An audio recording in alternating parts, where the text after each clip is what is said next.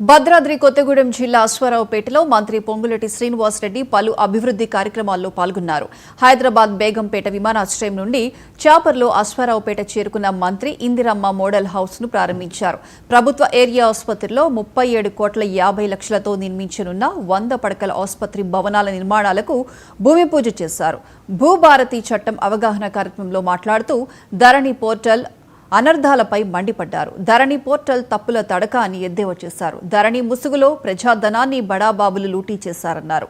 ధరణి లొసుగుల వల్ల రాష్ట్రంలో 9,26,000 మంది రైతన్నలు కోర్టుల చుట్టూ తిరుగుతున్నారని అన్నారు. అశ్వారావుపేట మండలంలో 911, 152 సర్వే నెంబర్లలో ఎన్నో ఏళ్లుగా సాగులో ఉంటూ ఎటువంటి హక్కులు లేకుండా ఇబ్బందులు పడుతున్న చిన్న సన్నకారు రైతులకు త్వరలోనే భూభారతి ద్వారా పరిష్కారం లభిస్తుందని హామీ ఇచ్చారు.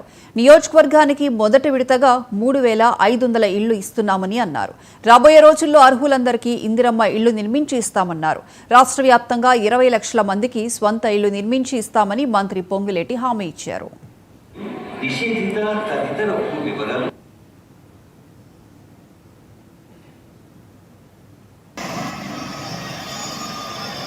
దాన్ని దృష్టిలో పెట్టుకొని ఒక అద్భుతమైన చట్టాన్ని అయితే మేము చేయగలిగాం. ఆ చట్టాన్ని అమలు చేసే బాధ్యత అధికారులుగా గౌరవ కలెక్టర్ గారికి చెప్పినా గౌరవ కలెక్టర్ గారు ఒకరు చేస్తే అయ్యేది కాదు. కింద స్థాయిలో ఉండే రెవెన్యూ అధికారులందరికీ ఒకటే విజ్ఞప్తి చేస్తున్నాను.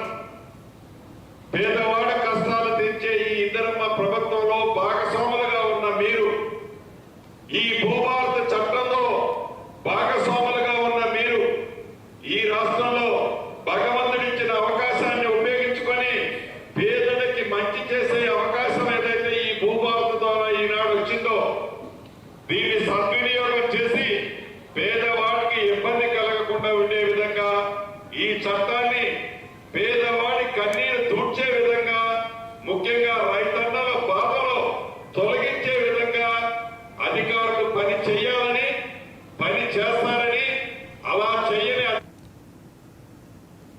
ఖైరతాబాద్